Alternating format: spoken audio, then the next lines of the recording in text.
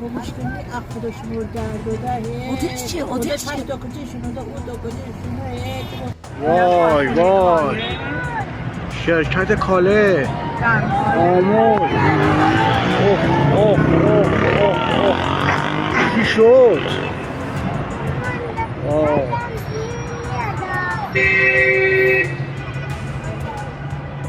وای اوه اوه اوه اوه وحشتناکه وحشتناک. چی شد؟